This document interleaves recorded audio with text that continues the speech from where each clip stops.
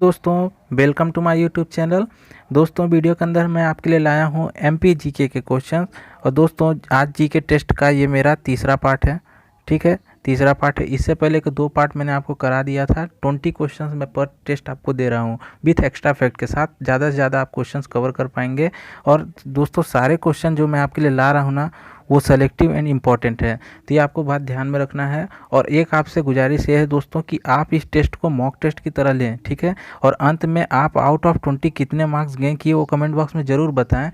इसलिए दोस्तों इससे आपको भी अपनी तैयारी का अंदाज़ा होगा और जो क्वेश्चंस आपसे नहीं बनेंगे उनका रिवीजन आपको हो जाएगा, ठीक है। तो दोस्तों स्टार्ट करते हैं आज के क्वेश्चंस। पहला क्वेश्चन है फड़के स्टूडियो मध्य प्रदेश के किस ज़िले में है। तो फड़के स्टूडियो पूछा गया है दोस्तों, इंपॉर्टेंट है। यह स्टूडियो के बारे में पहले मैं आपको बता दूं कि फड़के आर्ट स्टूडियो है, ठीक है। यह एक आर्ट स्टूडियो है जो शिल्प कला यहाँ की जाती है, ठीक है। तो पूछा गया यह किस ज़िले में स्थित है एमपी के, तो इसका राइट आंसर हो जाएगा दोस्तों ऑप्शन नंबर सी, धार, ठीक है। धार जिले में स्थित है आपका फड़के स्टूडियो, शिल्प कला के लिए प्रसिद्ध है। और इसके बारे में एक्स्ट्रा फैक्ट देखते हैं दोस्तों कि यह जो फड़के स्टूडियो है ना, किसकी याद में यह बनाया गया, स्थित किया गया, यानी इसका निर्माण किया गया है, तो आपका रघुनाथ कृष्ण फड़के, इनका नाम आपको ध्यान में रखना है, रघुनाथ, ठीक है, रघुनाथ कृष्ण फड़के। तो इनके स्मृति में जो है यह स्टूडियो बनाया गया है। अगला क्वेश्चन देखते हैं। क्वेश्चन नंबर 2 है दोस्तों, इनमें से कौन मध्य प्रदेश से संबंधित नहीं है, ठीक है। आपके 4 ऑप्शन दिए गए हैं। देखिए, बालकृष्ण शर्मा, माखनलाल चतुर्वेदी, बाल कवि बैरागी, सुमित्रा नंदन पंत, सभी आपके कवि हैं, ठीक है। तो इसमें पूछा गया है कौन संबंधित नहीं है, रिलेटेड नहीं है एमपी से, तो आपका राइट आंसर हो जाएगा दोस्तों ऑप्शन नंबर डी, सुमित्रा नंदन पंत।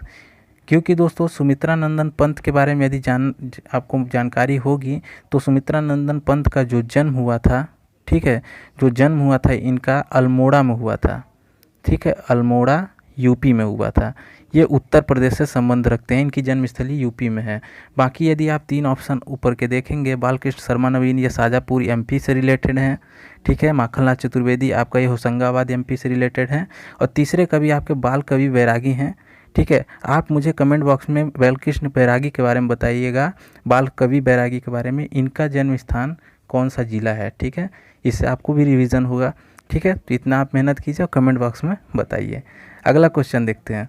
क्वेश्चन नंबर 3 है दोस्तों, मध्य प्रदेश योजना मंडल का पदेन अध्यक्ष कौन होता है। पदेन अध्यक्ष पूछा गया है दोस्तों एमपी का जो योजना मंडल है उसका। तो योजना मंडल का पदेन अध्यक्ष होता है दोस्तों, आपका राइट आंसर होगा ऑप्शन नंबर ए, मुख्यमंत्री। जो चीफ मिनिस्टर होता है दोस्तों, मुख्यमंत्री, वह योजना मंडल का पदेन अध्यक्ष होता है। वर्तमान में मुख्यमंत्री की बात करेंगे, शिवराज सिंह चौहान जी हैं, ठीक है, शिवराज सिंह चौहान जी हैं और यही योजना मंडल के अध्यक्ष हैं वर्तमान में, ठीक है। दोस्तों बात करते हैं योजना मंडल के प्रथम अध्यक्ष के बारे में, क्योंकि यहाँ से क्वेश्चन आपका बनता है, तो आपको नाम ध्यान में रखना है। दोस्तों प्रकाश चंद्र सेठी, ठीक है, प्रकाश चंद्र सेठी, ये जो है पहले योजना मंडल के अध्यक्ष थे, ठीक है। प्रथम अध्यक्ष अगर पूछा जाए योजना मंडल के तो आपको नाम ध्यान रखना है प्रकाश चंद्र सेठी। अगला क्वेश्चन देखते हैं, क्वेश्चन नंबर 4। क्वेश्चन नंबर 4 है, रेलवे कोच रिपेयर फैक्ट्री कहाँ पर स्थित है एमपी में। तो आपका राइट आंसर हो जाएगा दोस्तों ऑप्शन नंबर बी, भोपाल।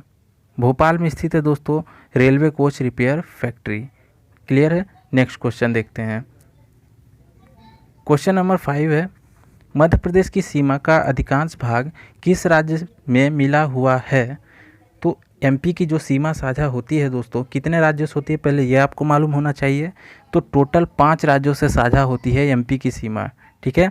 अब इन 5 राज्यों में पूछा गया अधिकांश भाग किससे लगता है, तो राइट आंसर हो जाएगा दोस्तों option number D, Uttar Pradesh से, ठीक है। जो पूर्वोत्तर आपका सीमा साझा होती है ना एमपी की, वो यूपी से साझा होती है और सबसे ज़्यादा साझा होती है यूपी के साथ, ठीक है। ध्यान में रखिए 4 राज्य आपको मालूम होने चाहिए दोस्तों, ये आपका लिखा हुआ है, महाराष्ट्र, गुजरात, राजस्थान, उत्तर प्रदेश। एक राज्य आपका यहाँ पर सबका छूट रहा है, तो नाम ध्यान में रखिएगा, सीजी, छत्तीसगढ़, ठीक है, जो मध्य प्रदेश से अलग हुआ था। अब दोस्तों आपके लिए एक होमवर्क के तौर पर क्वेश्चन है, कमेंट बॉक्स में बताइएगा सीजी कब अलग हुआ था एमपी से। यह इंपॉर्टेंट क्वेश्चन बनता है एमपी जीके के अंदर, तो ये क्वेश्चन आ सकता है एग्जाम में, तो कमेंट बॉक्स में आप बताइए। नेक्स्ट क्वेश्चन है क्वेश्चन नंबर 6। क्वेश्चन नंबर 6 कहता है रेलवे भर्ती बोर्ड का मुख्यालय कहाँ पर है? तो रेलवे भर्ती बोर्ड का मुख्यालय दोस्तों मध्य प्रदेश के अंदर, ऑप्शन नंबर डी राइट हो जाएगा, भोपाल में है। ठीक है, नेक्स्ट क्वेश्चन देखते हैं।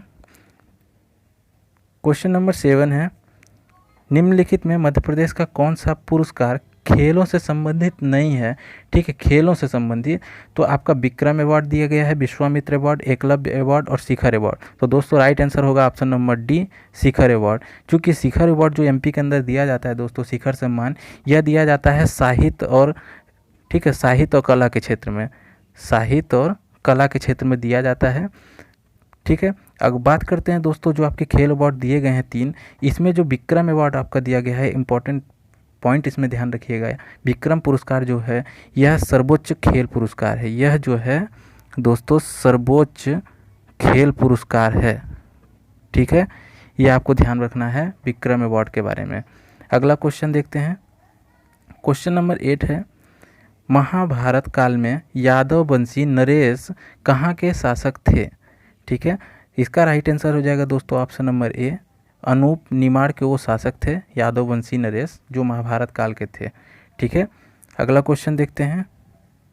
क्वेश्चन नंबर 9 है दोस्तों देश के 5 राज्यों से मध्य प्रदेश की सीमा मिलती है। अभी हमने ये क्वेश्चन डिस्कस किया था कि 5 राज्य कौन कौन से हैं। ठीक है, बताइए निम्न में से किस राज्य की सीमा मध्य प्रदेश को नहीं छूती है, पूछा गया है। तो अभी हमने राज्य के बारे में डिस्कस किया था। अब देखिए इसमें मिलान कीजिए, यूपी सबसे ज़्यादा इसमें टच होता है अपना मध्य प्रदेश की सीमा, गुजरात बिल्कुल टच होता है दोस्तों, पश्चिम वाला एरिया। ठीक है, राजस्थान ये भी आपका टच होता है, आपका उत्तर पश्चिम वाला एरिया है। ठीक है, बचा आपका पश्चिम बंगाल दोस्तों, यह आपका टच नहीं होता है। ठीक है, पश्चिम बंगाल की जगह ये आपका टच नहीं होता है, ये राइट आंसर हो जाएगा आपका। 3 राज्य दिए गए हैं, आपका चौथा राज्य हो जाएगा महाराष्ट्र। ठीक है, महाराष्ट्र से टच होता है। और 5वां राज्य आपको ध्यान रखना है सीजी छत्तीसगढ़। ठीक है, 5 राज्य टच होती है, इसमें पश्चिम बंगाल गलत ऑप्शन है, तो right answer option number C हो जाएगा। नेक्स्ट क्वेश्चन है क्वेश्चन नंबर 10। उर्मिला महाकाव्य के रचनाकार कौन है? ठीक है, निम्नलिखित में से, तो राइट आंसर हो जाएगा दोस्तों option number A, Balkrishna Sharma Naveen. यह उर्मिला महाकाव्य के रचनाकार हैं। इंपॉर्टेंट क्वेश्चन है दोस्तों, अक्सर एग्जाम में ये पूछा जाता है। ठीक है, बालकृष्ण शर्मा नवीन के बारे में भी मैंने आपको बताया था, मध्य प्रदेश से संबंधित हैं। ठीक है, क्योंकि इनका जन्म हुआ है शाजापुर, ठीक है, शाजापुर में, एमपी के शाजापुर में। गजानन माधव मुक्तिबोध देखा जाए दोस्तों, नेक्स्ट ऑप्शन जो अब तक दिया हुआ है, तो एक इंपॉर्टेंट पॉइंट इसमें ध्यान में रखिएगा, ब्रह्म राक्षस जो पुस्तक है ना, ब्रह्म राक्षस पुस्तक की जो रचना है इन्होंने की थी। ठीक है, तो पूछा जाता है ब्रह्म राक्षस पुस्तक जो है उसकी रचना किसने की? तो गजानन माधव मुक्तिबोध आपका राइट आंसर हो जाएगा। ठीक है, नेक्स्ट क्वेश्चन है दोस्तों क्वेश्चन नंबर 11। मध्य प्रदेश में विद्युत उत्पादन कब से प्रारंभ हुआ? तो राइट आंसर हो जाएगा दोस्तों ऑप्शन नंबर बी, 1905 यानी 1905 में आपका विद्युत उत्पादन प्रारंभ हुआ है एमपी के अंदर। क्लियर है। और पूछ लिया जाए स्थान दोस्तों कहाँ पहली बार उत्पादन हुआ विद्युत का एमपी के अंदर, तो आपको ध्यान रखना है ग्वालियर। कहाँ दोस्तों? ग्वालियर में 1905 में हुआ था। ठीक है, नेक्स्ट क्वेश्चन है क्वेश्चन नंबर 12। इंदौर के होलकर वंश के संस्थापक कौन थे? तो होलकर वंश के संस्थापक इंदौर के अंतर्गत दोस्तों आपका राइट आंसर ऑप्शन नंबर ए हो जाएगा, मल्हार राव होलकर। ये होलकर वंश के संस्थापक हैं। ठीक है, इसमें दोस्तों एक इम्पॉर्टेंट पॉइंट हम देख लेते हैं ऑप्शन नंबर डी के बारे में, यानी अहिल्याबाई जी के बारे में। ठीक है, इनसे क्वेश्चन यह बनता है कि अहिल्याबाई का जो किला है वो कहाँ स्थित है, पूछा जाता है अक्सर। तो आपको याद रखना है महेश्वर में स्थित है अहिल्याबाई का किला। ठीक है, अहिल्याबाई किला कहाँ स्थित है?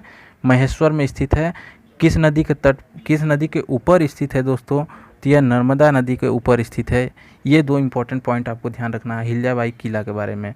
ठीक है दोस्तों, इंदौर के बारे में बात हुई है तो अक्सर पूछा जाता है इंदौर में कुल कितने, इंदौर जो संभाग है कितने ज़िले सम्मिलित हैं इंदौर संभाग में? तो आपका राइट आंसर होगा 8 जिला।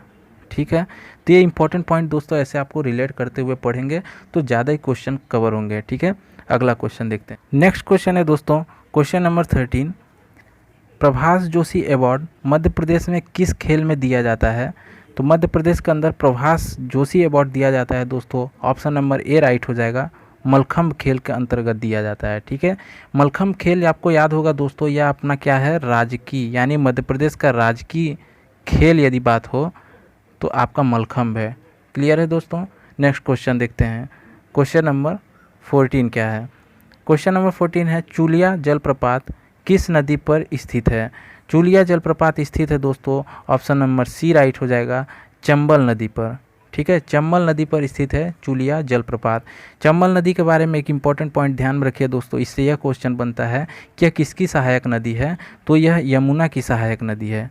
ठीक है, यमुना की सहायक नदी में आती है आपकी चंबल नदी। ठीक है, नेक्स्ट क्वेश्चन है दोस्तों क्वेश्चन नंबर 15, मध्य प्रदेश के लिए सर्वप्रथम विद्युत योजना निम्नलिखित में से किसने बनाई थी? तो आपका राइट आंसर होगा दोस्तों option number C, Henry Howard. Henry Howard ने सर्वप्रथम मध्य प्रदेश के लिए विद्युत योजना बनाई थी, हेनरी हावर्ड ने। यह क्वेश्चन अक्सर एग्जाम में पूछा जाता है, हेनरी हावर्ड आपको ध्यान रखना है नेम। अगला क्वेश्चन है क्वेश्चन नंबर 16, मध्य प्रदेश में स्वच्छता माह वर्ष 2009 में किस माह में मनाया जाता है? ठीक है, मनाया गया था। तो आपका राइट आंसर हो जाएगा ऑप्शन नंबर ए, अक्टूबर माह में। ठीक है, नेक्स्ट क्वेश्चन है क्वेश्चन नंबर 17, क्षेत्रफल की दृष्टि से मध्य प्रदेश का देश में कौन सा स्थान है? तो राइट आंसर हो जाएगा दोस्तों, क्षेत्रफल की दृष्टि से पूछा गया है तो ऑप्शन नंबर बी, दूसरा स्थान है। ठीक है, क्षेत्रफल की दृष्टि से एरिया वाइज दोस्तों एमपी इंडिया के अंदर दूसरे स्थान पर है, पहले स्थान पर है राजस्थान।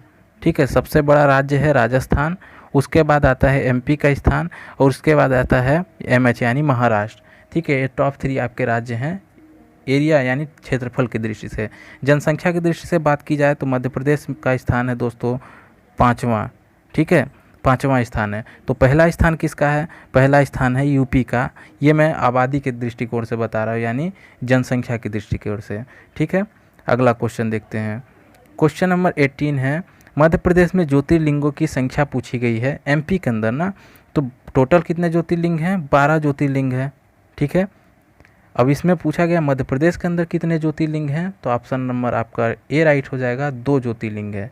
एमपी के अंदर 2 ज्योतिर्लिंग है, एक है खंडवा, खंडवा में आपका ओमकारेश्वर दोस्तों, ओमकारेश्वर।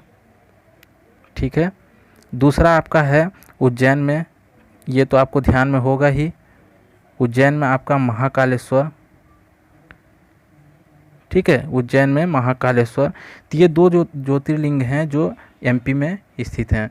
ठीक है, तो आपको संख्या ध्यान में रखनी है, 2 ज्योतिर्लिंग। अगला क्वेश्चन क्वेश्चन नंबर 19, मध्य प्रदेश में नर्मदा नदी की लंबाई कितनी है? तो एमपी में नर्मदा नदी की जो लंबाई है, राइट आंसर हो जाएगा ऑप्शन नंबर सी, 1077 किलोमीटर। यह नर्मदा नदी की लंबाई है मध्य प्रदेश में। ठीक है दोस्तों, नर्मदा नदी का पूछा जाता है उद्गम केंद्र क्या है, उद्गम स्थान क्या है? अमरकंटक। ठीक है, ये आपको नाम ध्यान में रखना है, अमरकंटक से इसका उद्गम स्थान है। कभी कभी अमरकंटक में पूछ लिया जाता है पर्वत श्रेणी जो है, तो मैकाल पर्वत श्रेणी से निकलती है। ठीक है, नर्मदा के साथ साथ अमरकंटक से यदि बात हुई है तो अमरकंटक से निकलती है सोन नदी। ठीक है, नर्मदा के अलावा अमरकंटक से सोन नदी निकलती है, सोन नदी का भी उद्गम स्थल अमरकंटक है। और इसके अलावा एक नदी है जोहिला। ठीक है, जोहिला नदी। क्लियर है दोस्तों, आपको ये 2 पॉइंट और ध्यान रखने हैं इसके अंतर्गत।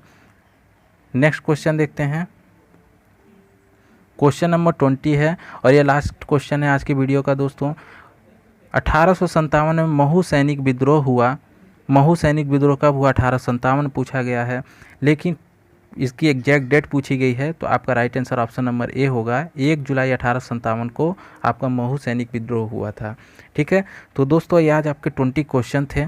कमेंट बॉक्स में ये बताना ना भूलें कि आपके कितने क्वेश्चन राइट हैं, कितने क्वेश्चन आपको बन रहे थे दोस्तों, ज़रूर बताएं। ठीक है, इससे आपको भी अंदाज़ा होगा, आपका आकलन होगा कि हम कितनी अच्छी हमारी तैयारी चल रही थी। ठीक है, और इम्प्रूवमेंट होगा। अभी जो आपके 40 डेज लगभग शेष हैं एग्ज़ाम में फॉरेस्ट गार्ड के लिए, तो आप अच्छा स्कोर कर पाएंगे। इसके अलावा दोस्तों आपका general English, math, general math आपका हो, हिंदी हो दोस्तों, ठीक है, जीएस का पोर्शन हो, सभी के लिए वीडियोस आपको चैनल पर अवेलेबल हैं। तो आप चैनल सब्सक्राइब करके रखें, आपको काफ़ी बेनिफिशियल वीडियोस यूट्यूब हमारे चैनल पर मिलेगी। ठीक है, मिलते हैं नए वीडियो में दोस्तों नए क्वेश्चंस के साथ, तब तक के लिए जय हिंद।